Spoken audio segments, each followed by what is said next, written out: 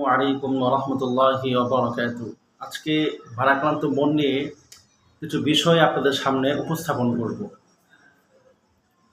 এই যে যারা এখন ক্ষমতায় রয়েছেন, আমি নিজেও আন্দোলন ছিলাম, যেহেতু একটি পাবলিক বিশ্ববিদ্যালয় থেকে অনার্স এবং মাস্টার্স শেষ করেছি। ওই এখনও সেই কানের মধ্যে না ওই গুলির আওয়াজটা শুনতে পাই, লাঠি দিয়ে পেরে গেছে, এরা এখন চোখে বাসে। আমরা তো আর মুক্তিযুদ্ধ দেখে নেই, কিন্তু 2024 সালে কি হয়েছিল ওইটা এখনো চোখে বাসে। যে আশা নিয়ে আপনাদেরকে আমরা ক্ষমতায় বসিয়েছি, উপদেষ্টা বানিয়েছি, আপনারা সম্পূর্ণ ব্যর্থ হয়েছেন।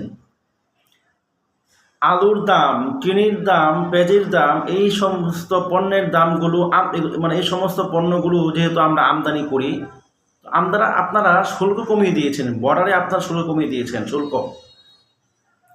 শুল্ক কমানো সত্ত্বেও তাহলে কোন সিন্ডিকেট এই দামটা নিয়ন্ত্রণ করতেছে?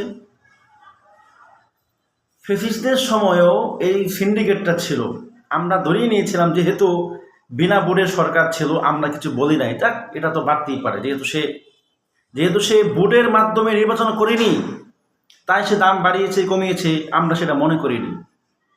কিন্তু ওই সিন্ডিকেটটা এখনো রয়ে গিয়েছে, যে সিন্ডিকেটের কারণে মানুষ অসহ্য হয়ে গিয়েছে, মানুষ মাঠে নামতে বাধ্য হয়েছিল। ওই সিন্ডিকেটটা আপনারা এখনো ভাঙতে পারতেছেন না। আপনারা আর্মিদেরকে প্রত্যেকটা উপজেলায় দিয়েছেন, জানেন তারা কি করে? তারা খালি গাড়ি নিয়ে ঘোরাঘুরি করে, ঘোরাঘুরি করে, কিছুই করে না। কেন? ওই আর্মিদেরকে দিয়ে প্রত্যেকটা কেন্দ্রীয় যে বাজার রয়েছে ওই বাজারগুলোকে মনিটরিং করালে এই দামগুলো কি নিয়ন্ত্রণ কি আসা কি সম্ভব হতো না? আপনারা মজা নিচ্ছেন, ট্যুর করতেছেন, ট্যুর ফ্রান্সে যান, ওইখানে গিয়ে আপনারা মজা করেন, তাই না? এগুলো দিন শেষ হয়ে গিয়েছে।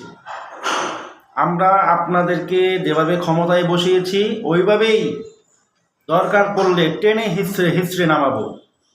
এই কিভাবে নামাতে হয় এটা আমরা শিখে গিয়েছি। আমরা শান্তি চাই, আমরা চাই দেশের মধ্যে শান্তি ফিরে আসুক, জনগণ তারা আরামে থাকুক, তারা নিরাপত্তার চাদরে তারা থাকুক। কিন্তু আমরা আপনাদের থেকে ওই আশার বাণী শুনতে পাচ্ছি না। আপনারা ইতিমধ্যেই গ্রহণযোগ্যতা আপনারা হারিয়ে ফেলেছেন। দরকার নাই, ক্ষমতা ছেড়ে দিন, নির্বাচন দিন, অন্য দল ক্ষমতায় যাক, আমরা আরও প্রেশার ক্রিয়েট করতে পারবো। আমাদের আর দরকার নাই। এই সিন্ডিকেটটা আপনারা ভাঙতে পারতেছেন না, যে সিন্ডিকেটটার কারণে এই এত কিছু দাম আপনারা নিয়ন্ত্রণ করতে পারতেছেন না। এই দামটা এক লেভেল রয়েছে 110 টাকা কেজি পেঁয়াজ এখনও। তাহলে তো এটা আওয়ামী লীগের সময় তো এই দাম ছিল। তাহলে কোন শক্তি আপনারা পারতেছেন না ওই শক্তিটা ভাঙতে? প্লিজ জিনিসপত্রের দাম কমান, না হলে গদিত্যাগ করেন। আমাদের আর দরকার নাই। এখনও অনেক মা বোনদের কুল খালি হয়ে গিয়েছে।